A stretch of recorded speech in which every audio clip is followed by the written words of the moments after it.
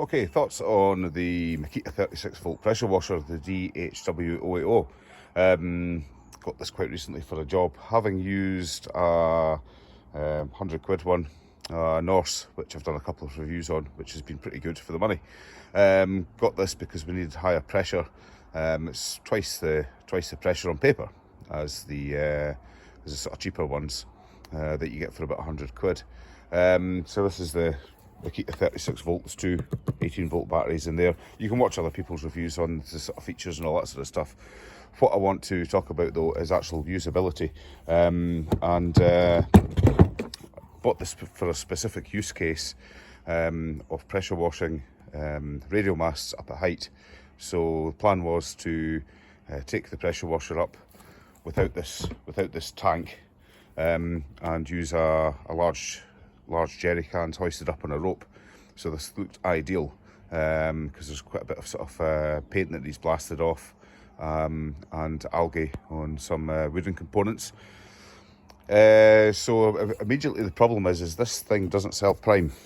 So, and I'll show you, according to the instructions, this is the feed tube if you're using a tank, and according to the instructions you've got to fill this big thing with water, submerge the hose as much as possible, and then connect it to the side of the pressure washer, which is there, without losing much water.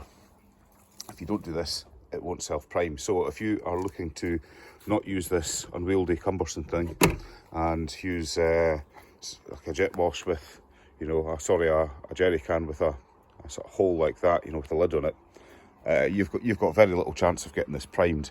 You can pour water into this tube, but it only kind of half fills, and the end never really fully primes.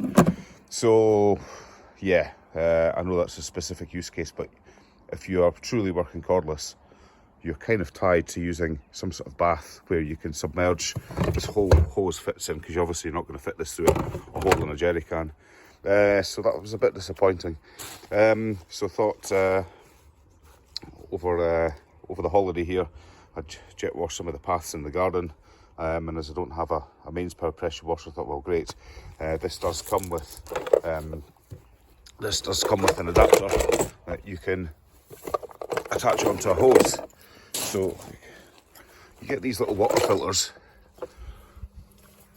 one large for the large hose if you're sucking out this thing, and then a smaller one which screws in here. You take this adapter off, and it's got a hose lock adapter on it. You just put your garden hose on there with the mains water pressure. Great, I thought. Now, we've used this probably 3 times for a total of half an hour. This adapter now won't come off. It's absolutely stuck, and you can't get your hand in there. So, yeah, another thing, you know, this costs £400.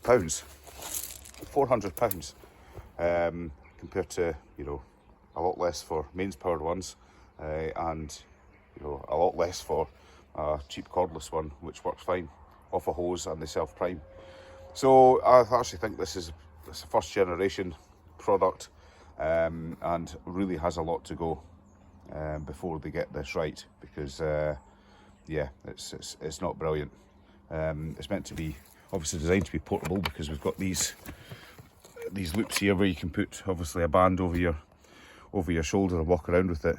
But if you're tied to this tank here, you're not walking around with this very far. And if you have a mains powered hose connection, invariably you will no doubt also have mains power. So at the moment, pretty disappointed. As I say, it's 400 quid, and it causes more problems than it solves. So yeah, there you go. Hope you found this useful. Do your own research before you go and buy anything.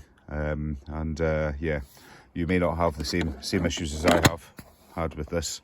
You might have a different use case, but just be aware of that. Thank you.